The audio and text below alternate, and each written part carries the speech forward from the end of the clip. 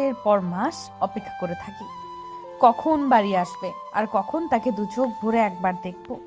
এই অনুভূতিটা তবে থেকে হয়েছে যবে থেকে আবির ভাইয়া ভার্সিটিতে ভর্তি হয়েছে। আগে হয়তো সবসময় চোখের সামনেই থাকতো বলে এই অনুভূতিটা বুঝতে পারতাম না, অথবা তখন এই অনুভূতিটা বোঝার মতো বয়স আমার ছিল না। আমি যাকে পছন্দ করি সে যদি আমার সামনে অন্য কোনো ছেলেকে পছন্দ করে কিনা তা জিজ্ঞেস করে তাহলে তো রাগ হওয়ারই কথা।